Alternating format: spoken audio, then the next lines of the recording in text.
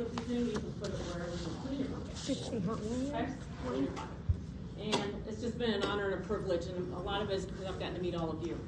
So thank you for supporting this technique. Thank you for all you standing up when we need researchers and we need people to do things for us. And certainly coming to Maui and joining a special seminar with Dad. So, Thank you.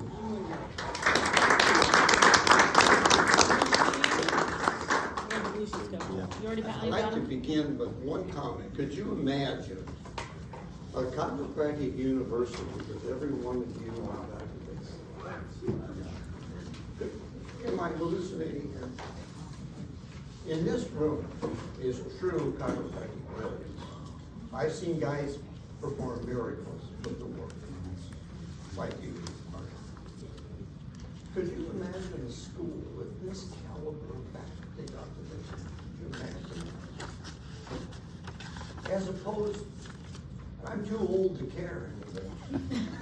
As opposed to what I see today in my schools, there'd be no comparison between our graduates. But we're doing a good job anyway, because we're getting people out of school who admit that they're not ready. Do you believe that's true?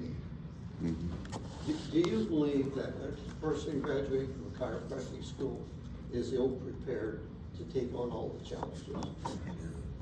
They're not ready. They're not ready. But that's where we fill in the gap, right? That's where we fill in the gap. And you can go tell people that Cox said that, and hell, it's okay with me. What can they think? Say, well, you can't talk anymore. Okay. You know. Good to see you, Dr. Good to see you. I just saw someone that knows you upstairs. Uh-oh. I said, I'm Cox. She said, hell you are. Yeah. So anyway, I want to tell you, I'm lucky to be here. Because 2 weeks ago, this Monday, I coughed up blood. And I went to the ER, and long story short, they did a CT with enhancement, and I have in the 75% in the right pulmonary artery and embolism, small one. And so they admitted me. They said, you know, 1 out of 3 of you people die right away. I said, well, I like to stay around a while. So I was admitted. They gave me this big bolus of heparin. Now I'm on Eliquis for 3 to 6 months. I think I'm doing good. I attribute that to taking care of myself with chiropractic. My son's been treating me with acupuncture, and I'm balancing sympathetics. I tend to be a little hyper, type A, as you might know. So I wanted to share that with you, so that you know the truth, because pretty soon I'll be dead. I mean, the story will be that I died. I already talk, and they say, you're still around, I heard you died. Am I right, Julie? I get that phone call, and I'm like, you really So I'm still here a little bit. You're asking me if he's dead? Jeez. So then I've been hoarse, and I cough. And so I thought I had laryngeal cancer. So while I was there, I said, look at my larynx. I said, your larynx is okay. But your right vocal cord doesn't vibrate as fast as the left one. Well, you know, I've been in 450 cities lecturing, and some of them 50 to 100 times, like Chicago. And my poor voice is bad. So they're going to give me lessons on strengthening my right vocal cord. Says it's kind of like having 2 different tires on the back end of your car. It throws your voice out, you know. So that's the truth of where we are, okay? This weekend, Dr. Hayes and I have the pleasure of teaching together. The greatest cervical adjuster I have ever met. He was a resident of mine. I met him in when I lectured in California. I don't remember what the event was. I was so impressed with him.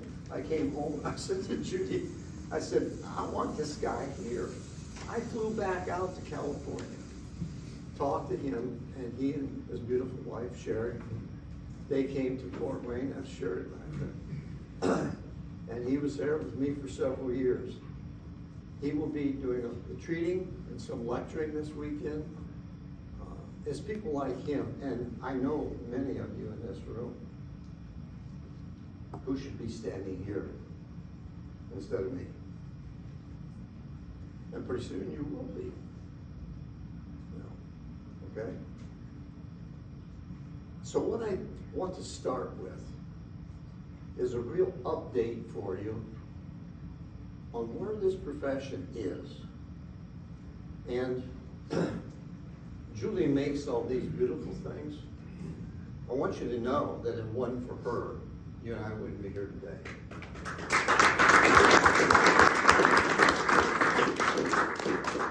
You know what it is? I get, Julie. That's what they all say to her. Julie. So she put together something.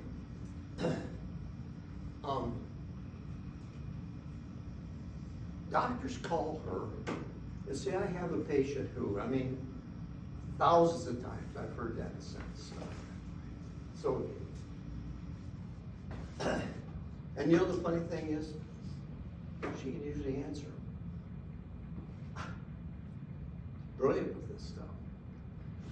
So she put together some papers that are in your notes, and I think every chiropractor should read them. And incidentally, in this group today, we have people who've never been with us, who don't have any idea what Cox Technic is. And then I got certified geniuses in this room, okay? So all I can tell you is catch up, because we're not going to drag you along, you know? I know one of them, somebody told me, well, I got an old barn stable. Oh, really? I'm from Indiana. We don't let Volkswagens on the Indiana 500-mile track, you know? Come on, time to opt up. Incidentally, we just got a new table this week, a brand new one. One just like that. And we pay full price. I don't get a discount. Did you know that? I don't own the company. I have no ownership. I pay what you pay. That table, that was in my clinic for about 6 years. That table has developed most of what you're gonna see today. And it goes from here to Alaska, where there are 6 chiropractors, all certified in Alaska. And Julie knows more than I do, but that's where it's going. That table is my life, you know, and he's getting it. Who are those guys? Dr. Dennis Young. Dennis Young. Dr. Paramore, they have a clinic up there. Yeah. They both went through and they're sending their associates this year. I said, I was trying to find an Australian, this table's halfway across the world. I said, I couldn't find a way right there. I said, well, why not? How about go to Alaska? So he said, yes. So it's going to go from Maui to Alaska instead of Maui to Australia. At the beginning, nobody wants it. At the end, they all want it, you know. I think I'll sign it too. And send it out. Yeah. Because that table has been the development of what we're talking about today. That's sat in my office for years. So Julie put these things together. What makes you and I special? You're special, you know. You're very special. Because even though you're willing to come to Hawaii to study, you're willing to go anywhere to study, and you pay well for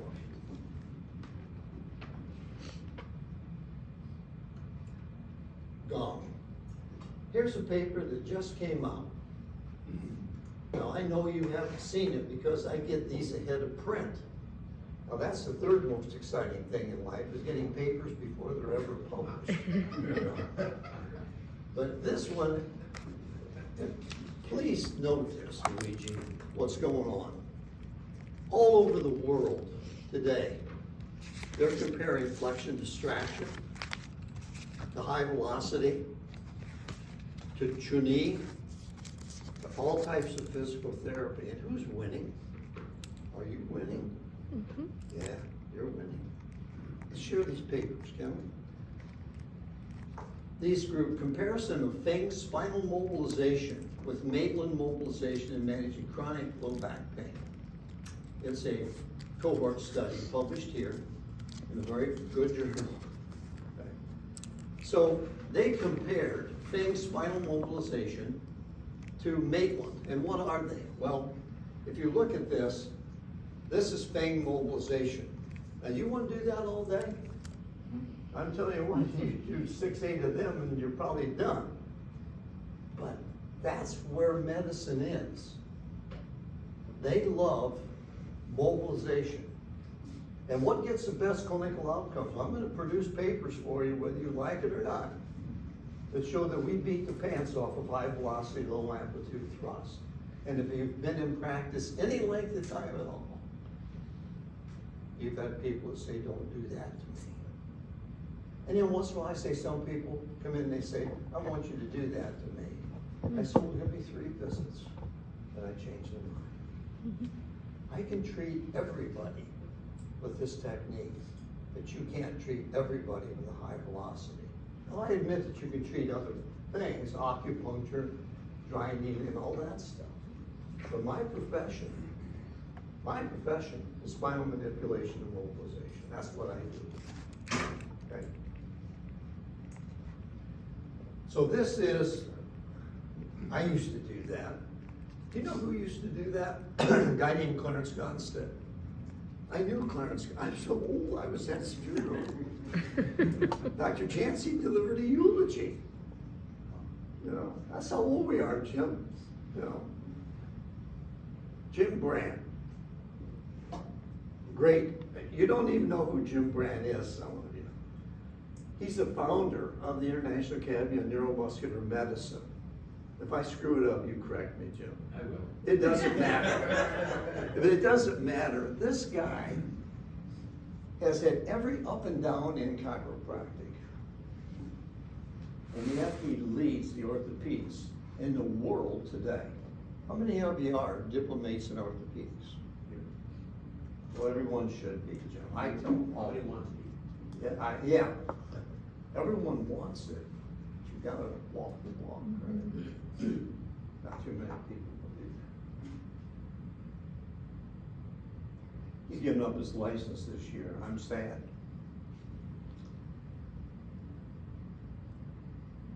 I always tell them when they carry me out of the house, my wife will say, can you give me one more adjustment? No. Great people in this room, I'm aware. So that's Feng mobilization, and this is Maitland mobilization. Patient lies prone, therapist applies a large amplitude of oscillatory PA forces to the end range of each involved segment. Each cycle lasts about 60 seconds for 3. In other words, they're comparing what? High versus low mobilization. What was the outcome? Well, Feng mobilization beat the crap out of PA thrust.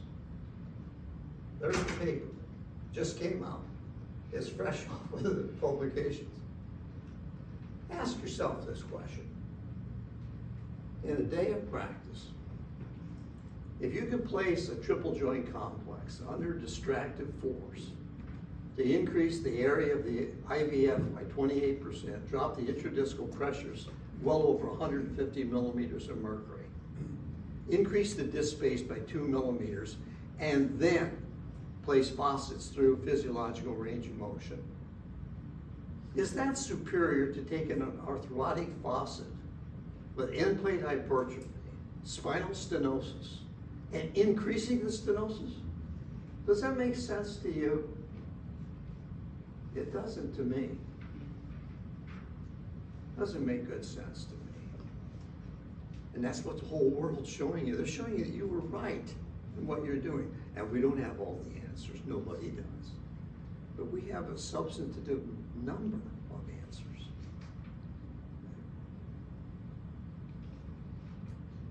That's a recent paper. That, to me, that's worth the trip coming here, you know.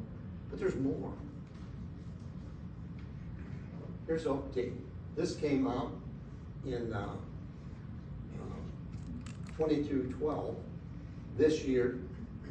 And this is a paper that says conservative treatment modalities should not be underestimated in treating such patients in the absence of definitive surgical indications. We're talking about the spontaneous regression of lumbar disc herniations. We published many of these papers, and you have them. They're all on the Cox website, whatever. I don't even go there. I get so lost. You know? It's too much information. My grandson tells me, Grandpa, it's TMI. But I mean, well, some of you have been around. If you went back 15 years ago and you talked about a disc herniation, surgeons are sharpening the scalpel while they grab an anesthesiologist on the way to the surgical suite. Am I right or not? If I'm wrong, you please correct the old man. You know, today, what % of people go to surgery? 1%. There are 1,175,000 back surgeries done a year in the United States. Out of them, 1% will go to surgery, and 50% of them will be the same or worse, and the other 50% will have some kind of relief.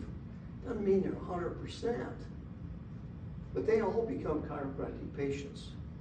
And I can announce to you that Ralph Cruz at Kaiser University College of Chiropractic Medicine informed me this week that the paper on the treatment of the failed back surgical syndrome is in review at JMPT and has passed first revision.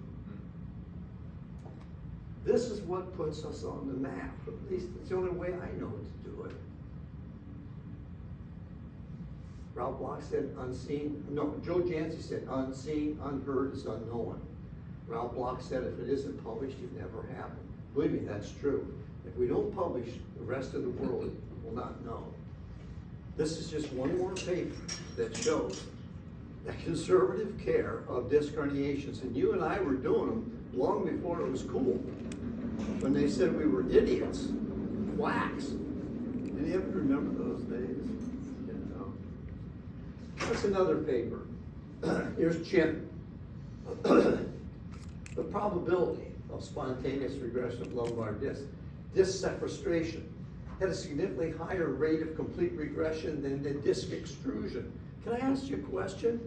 How many of you remember 15 years ago, even 10, that you had a free fragment of sequestration? They all went to surgery. Am I right? I mean, that's what the surgeon said. Today, sequestrated free fragments actually respond better than contained discs do. Now, who would have known that? How many chiropractors know that? About 1%, you know. Everything points to what we do is right, Jim. I mean, we don't have everything, but we have the majority of it. And the ones that go to surgery, did you ever notice something about them? They don't need to go to surgery. They go to surgery because they want to play in a golf tournament in 3 weeks. I have not seen that. I'm willing to roll the dice to play this golf tournament. Right?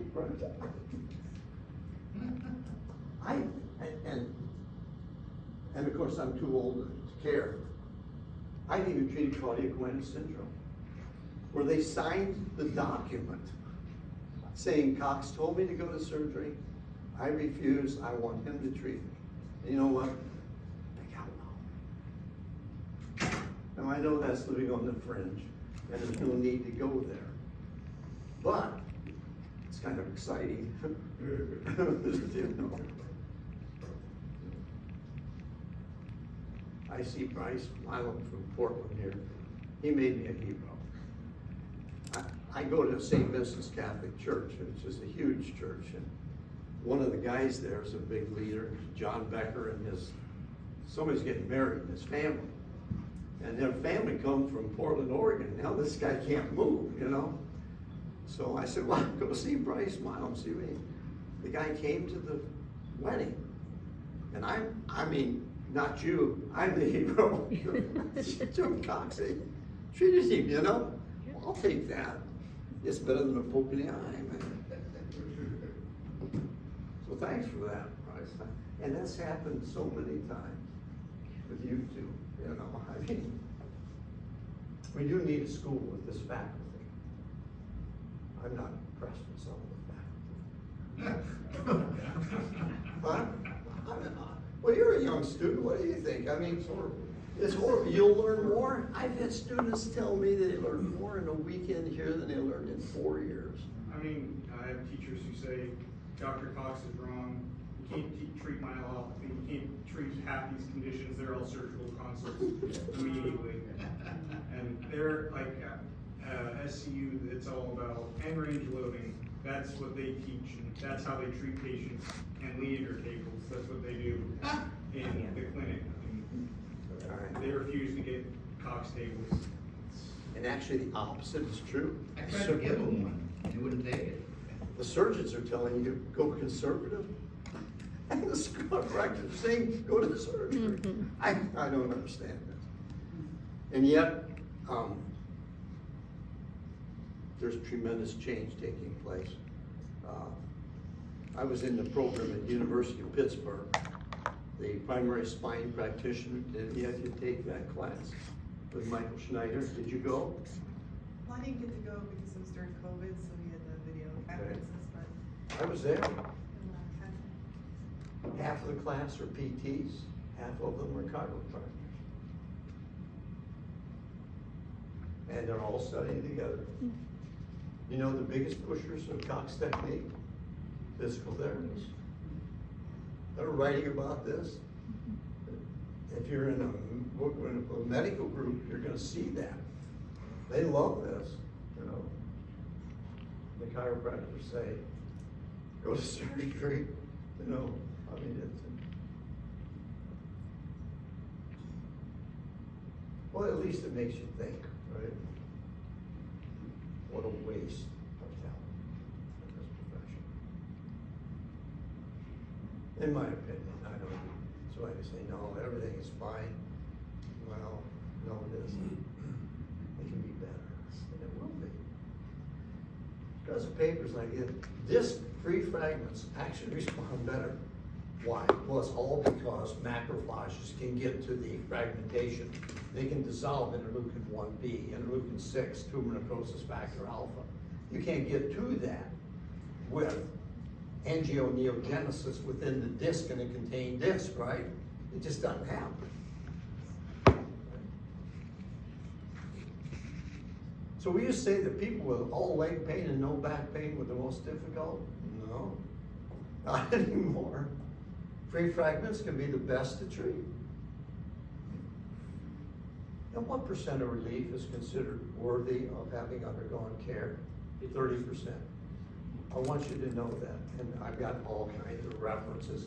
That's called minimum clinical improvement determination. 30%. If a surgeon can give you 30% relief, he's happy to collect the bill. Of course, he probably is either way. Didn't you say they dropped it to 20%? I did say that. I was on a 41-member Delphi study in Canada, headed by Dr. Brasseres. You know that name? Him from Canada. He's at Three Rivers, right, Julie? Robert Bear. And we've taught our work there. He's very receptive to this. I find the smarter you are, the more receptive you are. The dumber you are, well, you can't do that. Oh, no room for that. Here's Bonking.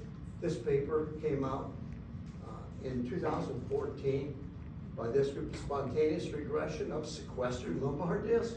The most likely mechanism for regression is the macrophage. Remember, there are two types of macrophages, M1, which are pro-inflammatory, MAC2, which are anti-inflammatory. So you and I, when we treat, our goal is to increase interleukin 10, which is an anti-inflammatory cytokine, as we decreased interleukin 1B, tumor necrosis factor alpha, which is a big enemy, and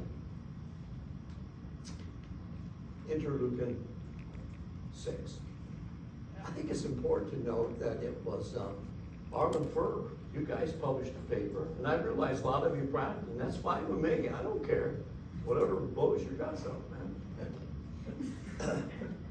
And so when they did the their study, they found they could decrease interleukin-6 with their work. That was Sung, S-U-N-G. You know Sung? No, not Megan, but I know. Okay. I gotta read these papers, you guys. So when I was in the hospital there with this, they said, do you sit much? And I said, yeah. And they did Dopplers on my legs that they were normal. Mine's from COVID.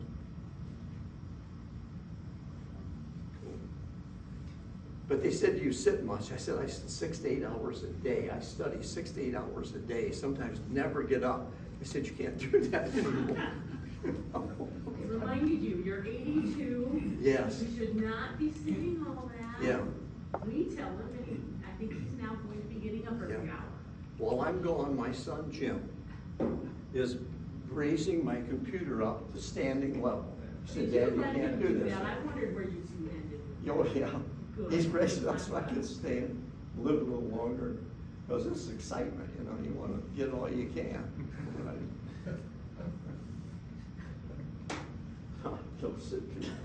But when I think of that paper, the reason that fragments dissolve better, people with sequestrations manage conservatively. This is a powerful paper because your professors need to read these papers. They must not read this stuff. Why would they tell a young student stupidity? Non-referenced. They're not referenced. I mean, here it is. Read the papers. Patient with disc may be managed conservatively in the absence of intractable pain, inability to walk, called equine signs. And that's very few people. It's less than 1/10 of 1%. I can handle the other 99.9%. Okay? What do you think? I'd make this caveat. Have you ever noticed this? When we get a new patient, and you don't have to agree with me, I know you've got great attitudes and great things you say, and share them with us. But when I get a new patient, I say to them, because I've been stung so many times, I say, you know, what are you looking for from me to treat you with this severe sciatica or this arm pain, you know? Are you willing to work? Or are you looking for an immediate relief? And if they say they want an immediate relief, I say to them, the surgery is your only way. I know you may not agree with this, Luigi. Because you're gonna have to roll the dice that they can do some surgery to you. Get rid of all the chemical, and there's only two things that cause pain, chemical and mechanical irritation. And hope that they can get rid of that so that you can golf in 2 weeks or 3 weeks. But if you want the long term, you gotta give me 2 to 3 months to condition you. Are you willing to? And if they say no, get out of the way, because there's another guy wanting to take your place. How do you all handle that? I mean, you gotta encounter that. Is there anybody here that doesn't encounter that? I've had people come in and say to me, could you slip my hip back so I can go, you know, finish loading my refrigerator? I can't do that. So that's how I am. I either fish or cut bait on that first date. What do you want to comment? To me, that was always a menace as a clinician. You know, always for me. California. Actually, I have a really good story about something like that. I had a Would you? patient that came in, he's a high-tech CEO, and, you know, they're the types that wanted it yesterday. And so, he said, I said, I told him it's gonna be about, you know, at least 2 to 3 months to get it, because he definitely has a sciatica, he had to predict about going home. And he said, well, who's your neurosurgeon? And I gave him the name that I used, but I didn't give him anything else. Somehow he found the guy's cell phone number, called up this doctor, and said he wanted surgery immediately, and you pay him cash, double what he normally gets. True story. No, I believe So he, of course, the neurosurgeon I worked with is a really good guy. He said, "You kidding me?" He goes, "What is going on? Who the hell's crack about it?" I said, "You don't want to get near him." Yeah. And then he had a friend in New York who would do an orthopedic that would do it in his office. And so he did a microdissectomy of this guy. He got some relief, he came back about 2 weeks after that, he comes into my office. And he lays, hey, my back's kind of killing me. I look at his low back, it's all inflamed. He's got an infection. He had to go to immediately for surgery. What a disaster. I mean, but those are the kind of guys that want it yesterday. Absolutely. They don't want to do it. And we all see that. Did you, I kind of marvel at Hulk Hogan. You know what's happened to him? He can't move. He's crippled. They operated on him. And he's crippled. Can't move. People they just don't know these things. And, well, you and I mean, you're busy and you want to do the right thing, right? You want to tell them. What do the rest of you do? I mean, that's got to be a hot seat for every one of us. When they say, can you set this thing and put my hip back so I can go back to work? Unless there's an understanding. I could never meet their expectation. So I meet it head on. Just tell them I can't do that. You know, if you broke your arm and we set it, could you pitch baseball? No, it'll be 2 to 3 months at least. So, do any of you find that to be a problem? Commander, what do you do? You tell us. I don't treat anyone if they're not going to commit to it, because I tell them I need 6 to 7 treatments so you can see what's going on. Luckily, they will follow through, and the ones that don't, and since COVID, it's been great because I pick who I want to see me. And I don't see very many people, but the ones that I do, it's a quality treatment, and I take an hour. And yes, you know what, you are the hero. They love you to death because of that table and because of what I've been able to give back to them. Yeah. But yes, a lady came and I said, well, you know, this is what I charge. She said, I don't care what you charge. She wanted to be able to be at, and I'll talk about that, that's my case today, at her granddaughter's wedding in 2 months. And I said, okay, that's your goal. Within 7 treatments, she said, oh my gosh, Yeah. you're a miracle worker. And we got her better, and she's still, and she knows, she understands that. But there's many that they don't, you know, and then, you know, people send people to me because they're done with trying, and they've tried everything. Yeah. I like that idea. You can almost say that if you treat a person 4 to 5 times, there should be some dent in their pain. Yeah. You know? Yeah.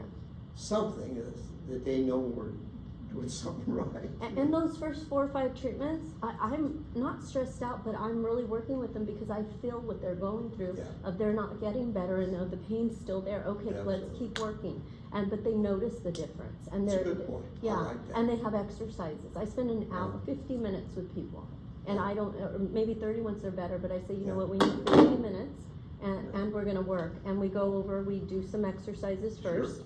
We put them on the table, and then they know what they're doing. Yeah. Thank you. I Thank think you. those are good points. Do you like that kind of input? I do. That's a toughie. When they first come in, they're bad. They say, my dad had this, and I went to a chiropractor. One visit, he was well. Well, Dr. Cox, I also tell them, I'm sorry, that, you know, I want to see you within 72 hours because, you know, so twice a week let's go for 3 weeks. And once we're there, by the 4th treatment, they're in love with the treatment. They understand that they're figuring it out. And then we end up going twice a week for about 8 to 10 weeks. And then they're excited when they can go to once a week. You That's know. very gentle. When they're bad, I treat them daily. But if they've been living with this for months and they're busy in their lives, Yeah. I need them, and I need to tell them I have to I need that time for you because I can only see so many people. Absolutely. So then they're committed and they can make it. Because if they come once a week, or if they come, you know, Monday, Wednesday, and Thursday, and then they don't come for another week, it's just like we're wasting the time. We started a workout, and everything we started working out is done. You taught me that. I make 2 points that, based on your nice discussion. One of them is that the VA hospital, what tables are you seeing in VA hospitals? Mm-hmm. These. I think Anthony Lisi, he's written every paper that I've seen him, and please know I could be in error. I don't think so. Anthony Lisi writes what are the techniques that VA are using in low back and radicular pain? Cox technique? That's not an accident, doctor. It's based upon intelligent effort. There must be the will to produce a superior thing. That's what John Ruskin said, remember? This year, I was over at the University of Pittsburgh at the primary spine practitioner course. And Kurt Olding was there. Kurt Olding's one of our instructors. Great, great guy. I mean, you know, all of our instructors. Wonderful, brilliant people. Good people. And we're over there taking this course, and this doctor came up and he says, I'm with the VA. He said, we got 10 Cox tables this weekend. 10 of them for Pennsylvania. Julie, am I right that they're being shipped everywhere to Vienna? I tried to get into the one in Charleston, South Carolina, so let me in. Into a VA hospital. Yeah. Keep knocking. And you're certified. I just had two guys in the Cleveland VA. Two chiros were there. They got 2 Cox tables and they called and they said, we don't know how to use it. That's terrible. They don't know what to do with them. We've got a seminar Just keep playing going, 5 hours away. My understanding is that this year, the law is that every VA hospital must have a chiropractor on staff or have a referral to a chiropractor if a veteran asks for it. We've done a lot of them in our clinic in Fort Wayne. George Yoakum and Aaron, his wife, Pam, they get a lot of VA.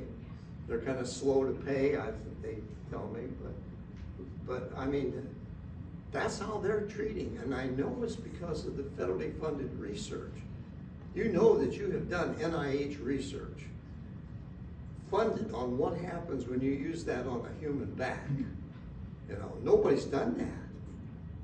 You know that the Health Resources and Services Administration of the Department of HHS, starting clear back when Bill Clinton was partially in the White House, that's where we started doing federally funded. You have done many federally funded research studies. You know. These are important things, and behind the scenes, when you get these 4 or 5 guys from the VA together, I'll bet you if you were in the room, if you're going to say, what kind of technique do we want to use? Well, we want to use a technique that doesn't hurt people. It gets the best clinical results. What does the literature show gets the best results? And I believe that makes the decision. What do you think? That's the way it is.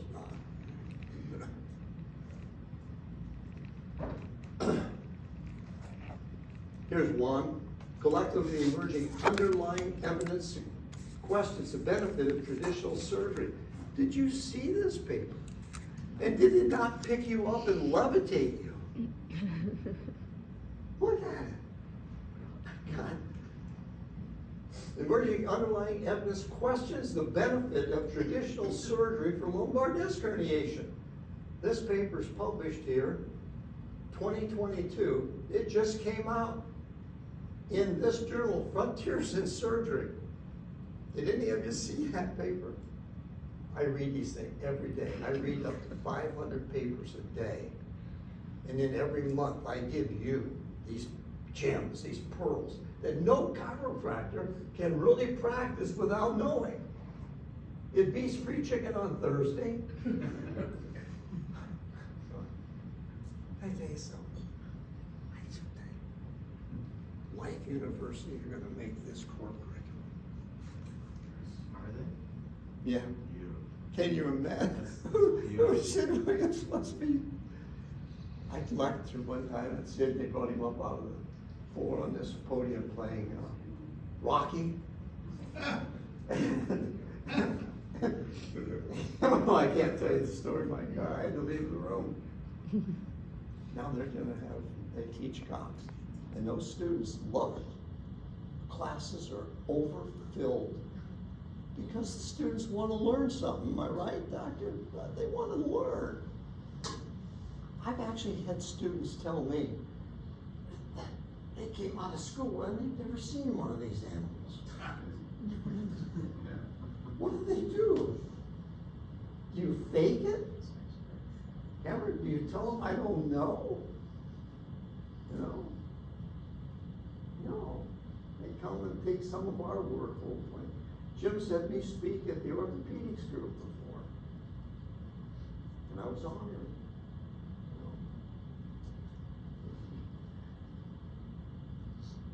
know? And one of their speakers didn't show up, and he said, Jim, can you do the 4 hours this afternoon? I said, of course. That's true. That's a true story, right?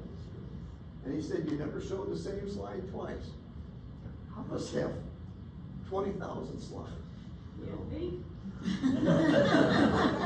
have to revise every single one. She does. My idea of a hot evening at home, I'll go out in the garage, pull out an issue of spine. I have every spine issue since March, April 1976, spine drill. I'll just pull one out. You know, some people say, Jim, you need to get a wife. You know? And they are in the garage. They're in the garage And they with are a spotlight on. Double Nobody believes stacked, that. floor to ceiling. Yeah. And they have stars on them. In the Yeah. old days, he'd star them. I said 1 to 5 stars. Yeah. Well, at some point, he started adding, he just put 20 and put a star after it. I'm like, well, there goes our star system. That's a good paper. That was a good one. But this paper, can you believe that this is published? It's telling people to come to us. Caveat emptor. And the chiropractor ignores it. I find we ignore back pain. I guarantee you, if we open this to physical therapists, how would you feel if we opened this to physical therapists? Well, I was threatened to be killed, burn my house down. And yet they don't do it, but they don't want anybody else to do it either, you know. When I'm dead, we'll see what happens. It's gonna be very interesting to follow. Okay, what about DOs? Yeah, how Had a about couple call me osteopaths? Past month. Really? Oh, yeah. DOs wanna come to this really bad. The ones who are doing manipulation, a lot of them are not. They're general medicine, but I've had in the past month probably 2 or 3 calls. Yeah. Not all of them do manipulation. You know that half of this technique is osteopathy? Historically, my stepfather was a DO. My chief of staff at National was Floyd Blackmore, DC DO. I noticed that every time we got a really bad case in, he'd take them to this weird looking table and he'd start to distract them. And when we got the pain about 30%, you know, the acute stuff done, he'd give the patient back. And he'd say, okay, young doctor, you can take over the case. He was using osteopathy. So I go into clinical practice, and Lee was there with me for years. One of the very first patients I had was a 24-year-old girl. She was beautiful. She came in like this. I gotta tell you, I went to National, I didn't know the difference between median and lateral disc. I didn't know the difference between leg pain and no back pain at all. So I did what I was taught. I put her on her side and I gave her a lumbar roll. She screamed in pain. I started to sweat. They took her to St. Joe Hospital, 6 blocks down the street, and she had back surgery. I said to my stepfather, I said, I'm leaving the profession. I can't do this. I went to school, I was valedictorian, which meant 0. Einstein's right, the knowledge acquired period begins upon graduation. And he said, son, you may well be in the way of learning. One of the greatest days of my life. He gave me a book by Edith Ashmore, a DO, female DO. And another book by a man named A.T. Still. I had the pleasure last June of speaking at the A.T. Still Conference on Manual Medicine of the World at the University of Arizona Medical School, representing you in this profession. And so I started reading those books. And then I ran into a book by a guy named Alan Stoddard. Great man. And they said, don't do this. Don't do this to these acute backs. Instead, they showed how you distract spines. And I started that, they never carried another patient out of my clinic. Now, some of you can tell similar stories. There isn't a one of you here that hasn't been stung by giving a lumbar roll. None of you. Unless you're not giving them. And I'm not saying you shouldn't. I'm just saying you better make the decision of what is the best procedure, when to implement it, how to implement it, and as you're going to see shortly, are you going to use 4.5 newtons or 10 newtons of force? And so I started studying, and I got a McManus osteopathic table from Battle Creek, Michigan, a lady whose husband, Dio, died. And my room looked like a rack of a torture chamber. I had straps and pillows, and I'm distracting people. But you know what? He said, Doc, I got getting better. Hell, that was better than carrying him out of my office. What's the leading cause of malpractice in chiropractic according to NCMIC and Luz Portelli? 39%. Irritation or causation of intervertebral disc herniation. That's the biggest cause. I have a case from NCMIC I got this week. I'll be going to court. They think you write a book, you know something. I fake them out. But I'm going to represent a chiropractor who didn't know what the hell she was doing. I have to defend her. I won't lie. You know what you do? You try to find some fringe of standard of care to hang the case on. They at least walked in the door, you know. It's ugly, Jim. You've been there. Lots of times. Lots of times. It's no fun at all. And Luz Portelli's sitting back watching, you know. So, that's how I got osteopath. I have absolutely zero problem with osteopaths coming here. Zero. I know you're fear. There are two emotions, love and fear.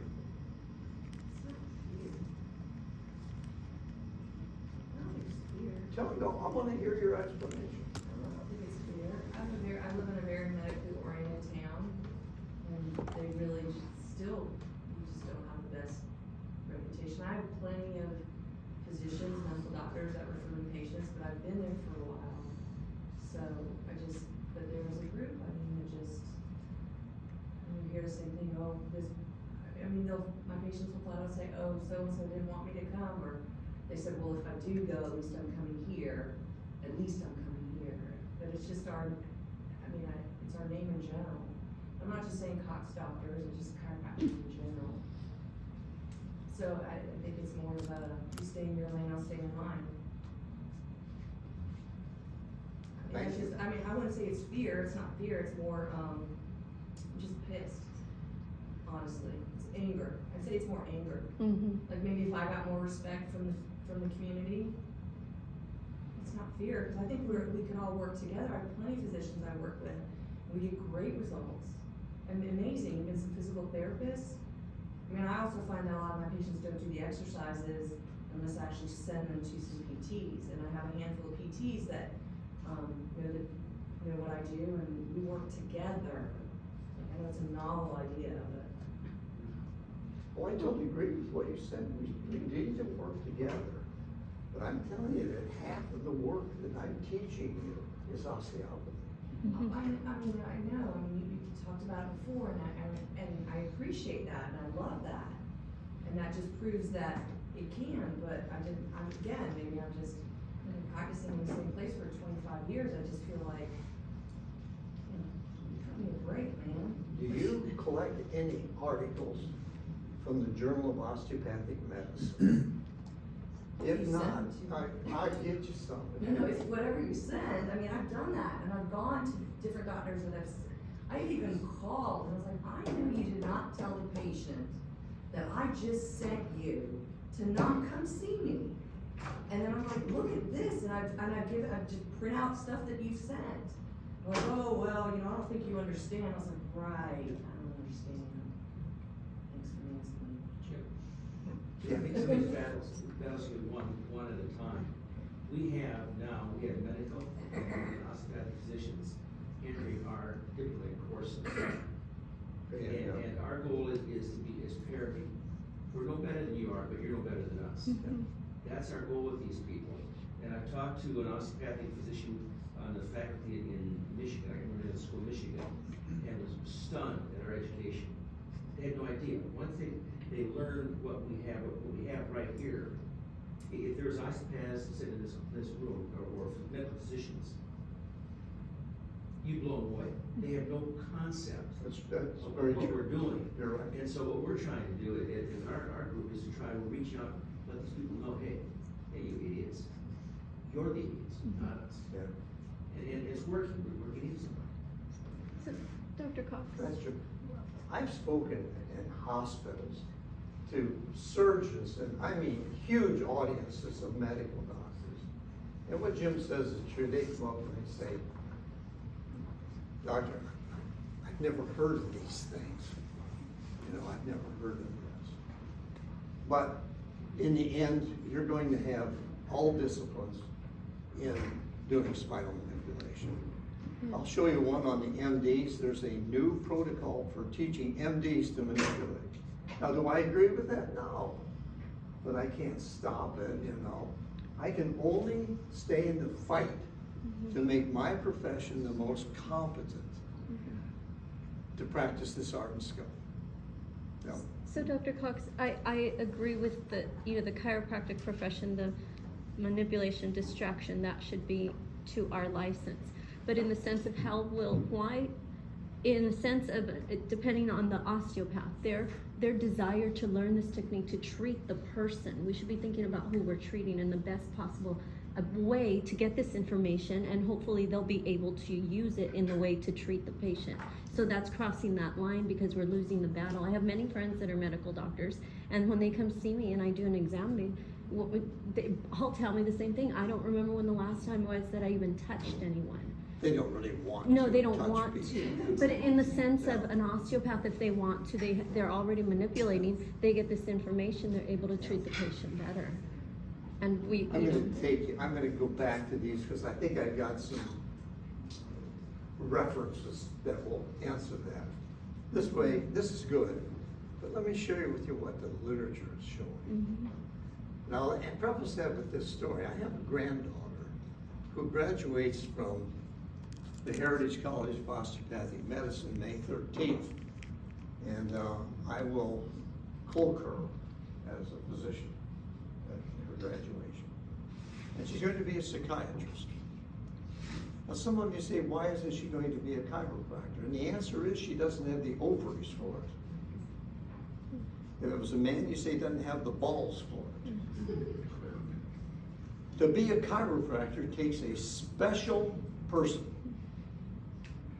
to know you're right and to stand up for it. She didn't have that.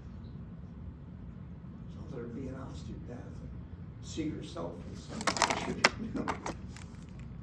It takes a special person to be a chiropractor. I followed you, I know. And I think one of the big problems, especially in our profession, is I get patients all the time who are like, oh, I've got flexion distraction. And then I do it on them and they're like, that's way different than what the other chiros, he's pushing my feet to the floor. They're like, oh, they put me on a table and it just automatically flops up and down. Yeah. So it's very hard to explain to patients that what we're doing is so much different than what 90% of the chiropractors who say they're doing Cox are doing, because they're doing it so wrong. Absolutely. And then they go to an MD and say, oh, I got treated by Cox, and then the doc says, oh, well, you're getting treated by a chiropractor, that's the problem. Yeah, I know. Understand. Let's proceed. I think I'm behind already. I did an ACA webinar 2 weeks ago on spinal stenosis. Spinal stenosis is phagocytosing your practice. If you aren't prepared for that person over 50, with leg pain, back pain, claudication, you're not ready for the future. And so I'm going to present, Dr. Hayes, I'm going to ask if you'll present that lecture I gave on webinar for the ACA. When we did it, well, it's really, I mean, you got Mosgood, Alexander, I mean, what more? But when we did that, and I talked to them, the average attendance for an ACA, and if I get this wrong, Julie, correct, is 20 people. We get 119. Now, why is that? I think it's because they think we have something worth listening to. I think. If I can say one more thing, one thing that Dad's always said in 31 years is that you guys are the salt of the profession. Yeah. And every city needs at least one of you to stand out, and that's what you guys do. Yeah. So, as frustrating as it is, we are appreciative, and your patients love you, and you stand out. And it is that one-on-one battle that you have to do to build your reputation, and you do build it. And you stand out. All of you do. I know you do. I know. I talk to all of you. So That's you're true. awesome. This room is So built. stick with it. The You're cream of the impacting. You are profession. impacting your communities. So this was quite a paper. This guy, Juan, writes about emerging issues questioning the current treatment strategies for lumbar disc herniation. Came out in the last year. Therefore, the long-term effects of surgery should be closely observed. Surgical decisions should be made prudently for each patient. Do you not think that a lot of the failures, the failed back surgical syndromes, or the post-surgical continued pain are because the surgeon and the patient do not have a common understanding of clinical expectations? And so when they come out and they have 50% relief, they don't feel relief about the 50% they got. They're unhappy about the 50% they didn't get. What do you think of these papers? Here's you writing here in Arthritis. This is a great journal. If you want to take one of the top 3, this just came out. Macrophage regulation is of cytokines. These cytokines are, some people think, especially in a sequestered extruded disc, are the biggest cause of neuropathy. 37% of people that you and I see statistically have neuropathy. They have burning, numbness, and tingling in the lower extremity or upper. And it is the cytokines. What produces cytokines? Well, it's a strange thing in we humans. When we get inflammation, the macrophages flood in to carry out a process called phagocytosis. But in doing that, they produce pro-inflammatory cytokines that add to the inflammatory exudate that causes radicular component. And when you get that, what's one of the very first things they do? They cause the vessels to constrict, creating ischemia to the nerve. When you have an ischemic nerve, it feels numb. At 20 millimeters, if you put 60 millimeters on it, you interfere with the axonal flow and you develop weak muscles, diminished reflexes, and numbness turns to pain. So when a person turns from muscle weakness to some strength returning, that's a great sign. When burning pain turns to numbness, that's a great sign of relief, because it shows us that the compression on the nerve is what? Diminishing. Here's you. Neovascularization is the term that you and I create. When we manipulate, we create the macrophage influx inside the disc in a contained or outside in a sequestered disc to carry away these biodegradation products and these inflammatory cytokines that cause neuropathic pain. So vascular ingrowth is recognized as an essential feature of spontaneous lumbar disc herniation. And what is one of the big things that creates that influx?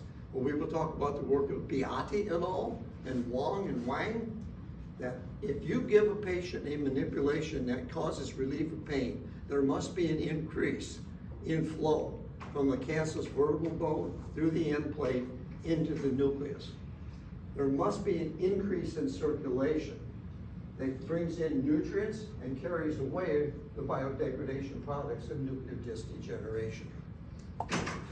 It looks like this. I thought this was a pretty neat picture from you here out of Arthritis Research. This is a great journal. I learned a lot from that. This came out in August, but here's a disc herniation. We see them all day long, right? And here's neovascularization. And so here, these are the herniated disc cells. These are macrophages. This is where war takes place, if you will. That the macrophages neutralize these inflammatory cytokines and lower the tumor necrosis factor alpha. But this is what happens when you and I manipulate. It's a mechanism of resorption of lumbar disc herniations. If you will look and follow your patients, you'll see that people with sequestered discs, fragments shrink. I mean, sometimes they shrink 100%. But you won't see that kind of shrinkage with contained discs because the macrophage cannot get to them for neovascularization, okay? So, I mean, you know, isn't it painful to have to change what you thought was true? It turns out to not be true? That actually free fragments do better than contained discs? Craziness, yeah. Some people call that cocksure ignorance. So then here's Yang. The proposed hypothesis is, and of course you know this, but unless it's published, it never happened. But the proposal of what we do on regression of disc are we dehydrate. When we stimulate circulation, we carry away fluid, like biodegradation. We dehydrate the disc. We retract the disc by, remember that the annulus fibrosus is like a Chinese finger pull. Did you ever use one of them where you pull the tube? That's how an annular fibers, they insert at 35 degrees. And as we taught them, and Ram Goudavale showed this so beautifully in his research, he calls it necking of the disc, necking. And when you stretch annular fibers, they drop intradiscal pressure, and in spine 14.1, O'Neill called it sucking back. He used that term. Look it up. Spine 14.1, O'Neill, O-N-E-L. Sucking back herniated nuclear material. I could just see it. And when you treat, you gotta feel it, you know. It's going on. Go on. So you retract the disc of enzymatic catabolism and phagocytosis by macrophages. I had a professor named Ronald Bideman at National. I mean, you ever knew Ron? He was a great guy. He said, a macrophage is a macrophage is a macrophage. And I was too stupid to understand anything. I was too smart. You know, I thought I knew something. It's only when you shut up and listen. You know. But he talked about macrophages clear back in the 60s when I was at National.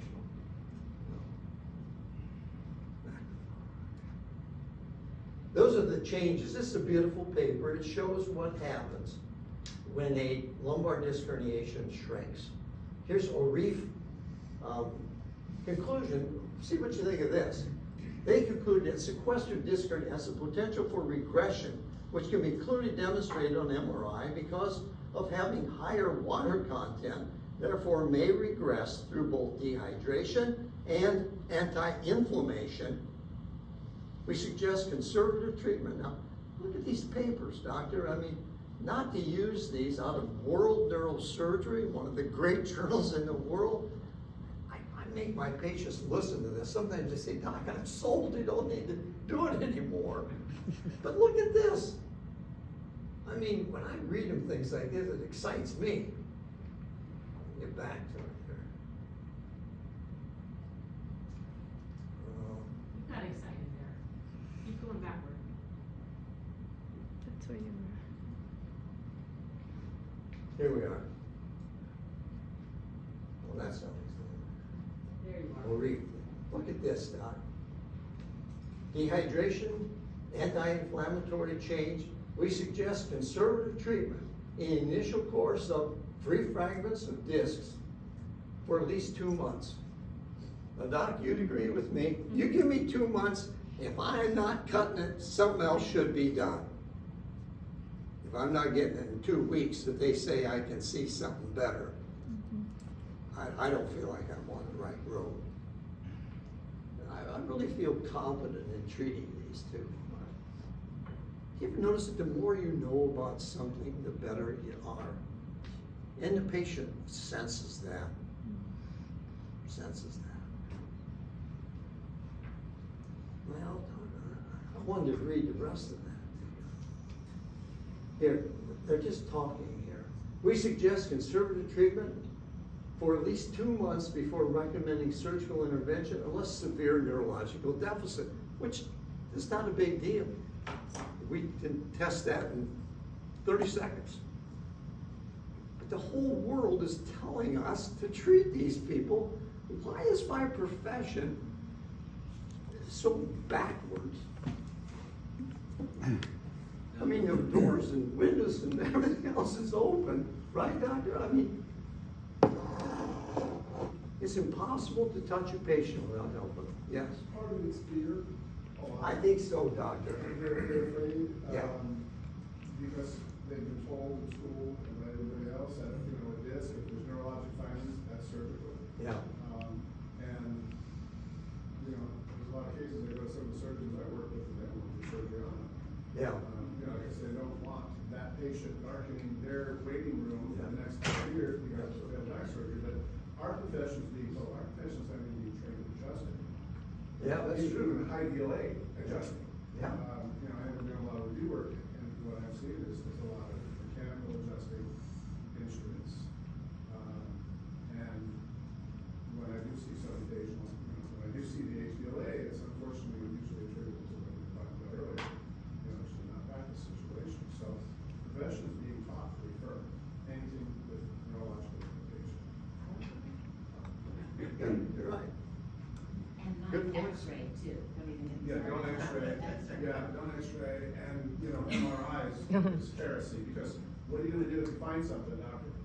Treat it. Exactly. But, again, those are. Yeah, but there's a big us. difference. Cost It's practice, really- not the rest of the profession. It's really nice to know if you have degenerative spondylolisthesis. Yeah. That directs our treatment. Exactly. But they don't care. I mean, an aspirin's an aspirin. So anyway, so how about this paper? This is Alexander Horner here. This paper came out last month. Okay? These are recent papers for you. And you may have missed some of these, I'm sure that you did. Nobody's insane enough to sit and read all this. But this guy says about resorption of lumbar discs, clinical predictors, future directions. It's the Journal of Bone and Joint Surgery. I'll offer you that's probably one of the top 3 journals in medicine. Would you agree with me? I think you would. The likelihood of disc resorption include the initial size of the hernia fragment, the rim enhancement. What is rim enhancement? High intensity zone. How much chemical inflammation surrounds that fragment, you know?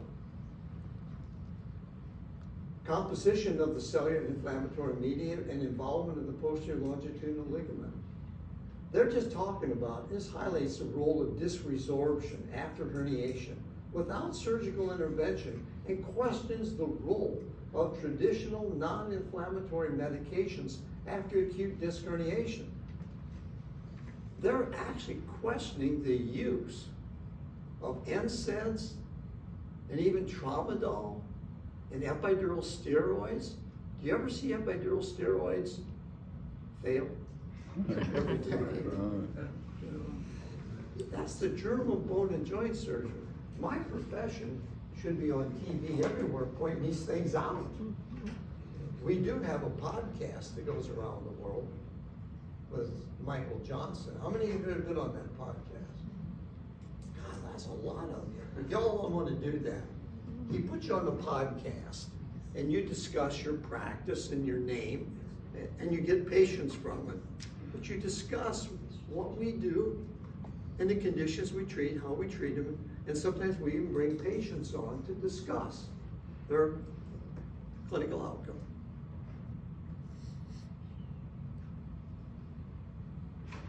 We are there. That's where we are. And the people in this room, it's up to us to move it from here.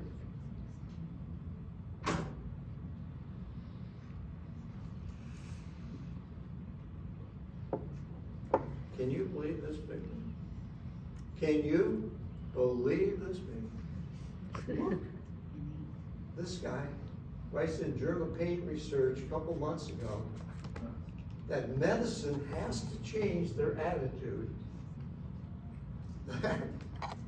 The innate ability of the body to self-heal is necessary. Have you ever heard of that before? I mean, the MDs are coming around to say, you know, you guys are right, and what they're going to try to do is just total resorption. Why did they develop PT? To fulfill what we do. That's their goal. Doc, you just got to know that that's the whole purpose of having the International Federation on Manual Manipulating Physical Therapy. That's what they're doing. I spoke at the University of Arizona last June, and Ram Goodavali was there presenting our new ultrasound studies, which are going to be published shortly as well. And Ralph Cruz presented the paper on failed back surgical syndrome that we presented in Singapore last June.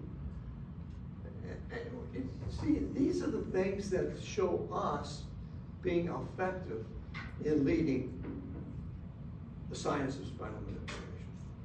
Without them, we don't have a shot. We're done.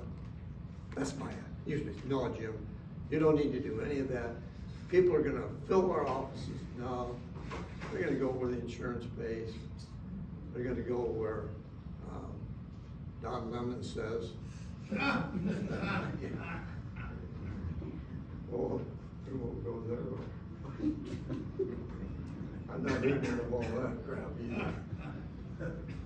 But the innate ability of the body to self-heal. That's a chiropractic premise, you know. This paper. I wanted to review this with you, if you don't mind. I don't want to bore you. But I want you to know about the pudendal plexus and the importance of the parasympathetic. You know that now they're talking about the sacral nerve as being sympathetic nerve as opposed to parasympathetic. Let's see what they say. So here, I just wanted to share with you that when we look at this, we start clear up here. This is a pudendal nerve. This pudendal nerve comes from L5, S1, S2, and S3. Now this pudendal plexus will come down and innervate the inferior hemorrhoidal nerve, the dorsal nerve, the innervation of the penis and the clitoris, responsible for the sexual response of the human. It will give off a branch called the perineal nerve, which when we have Claudia Equina, perineal numbness and tingling. And that gives rise to the long scrotal nerve. These are all shown here for you. You can study them at home. But every time you and I treat a low back, and we treat especially 4, 5, and 5, 1, and decompress sacral nerve roots, S1, 2, and 3. You've all treated people with vulvodynia, testicular pain. I hate to go this far, even infertility. But the great Leonard Herman, the Karolinska Institute, wrote in his book that he has seen decompression of the sacral nerve roots allow women to become pregnant. I don't discount anything anymore. I have an acupuncturist who does works in a fertility clinic, and when somebody has had multiple treatments and it hasn't really gone their way, she sends them to me, and it turns out to be quite successful. Oh, absolutely. You know the PTs have PhDs now who only treat pelvic disease, especially in women, prolapses and things like that. You and I do that with spinal manipulation. But I think it's just important to know, and I'd like to bring you to this point here, right here. That's right here. That is the retrotrochanteric bursa. That's where the following muscles insert: the psoas, the superior and inferior gemelli, and the obturator internus. All insert here. And what goes right through them? A nerve that's 2 centimeters, that's almost an inch in diameter, called the sciatic nerve. In acupuncture, that's also bladder meridian B49. Have you ever noticed that when you treat, I carry this with me. Dr. Hazen gave me this for my 80th birthday. Remember that? He gave me that. And because I was always losing my teeth in the office. And I carried my teeth. Ready for it. Stand up now, we have a teeth. You know something, Doc? If you didn't do anything else but bury your key in the retrotrochanteric bursa, you've noticed how painful this is on people. It's sometimes the worst symptom they come in with, or the last one they leave with. Right here. If you compress that bladder meridian B49, I'm right over the sciatic nerve. That sucker's 2 centimeters in breadth. It's the biggest, longest nerve in the human body. You know? And if we go to that, they'll tell you, Doc, it hurts good. You know? Hurts good. And then when I decompress those nerves, I've really done something for that patient. You didn't do anything with this. Did you ever notice how people say it hurts good, Doc? I'm right. Why? Because I'm stimulating mechanoreceptors 1, 2, and 3, touch, pressure, and temperature. I'm not pushing hard enough to stimulate nociceptor type 4, but I can drown out pain by doing that because they overpower the nociceptors. So to me, this belongs in the ceiling of the bedroom. Big gluteus maximus. Sciatic nerve right through there. Now, I study in Cincinnati with Stephen Pomerantz. And you have to familiar with Steve Pomerantz? I mean, the guy stands up and talks, and he gives these, I mean, where does he get all this stuff? He's a brilliant man, and he has Brian Hostler as a chiropractic radiologist there. I go over there and study and try to keep up with him, you know. He says in his book, if you look at his MRI text, doctor, he says this. He says the sciatic nerve passes through the superior gemelli muscle. Not the piriformis, but the superior gemelli. So regardless, when I'm treating like you, Luigi,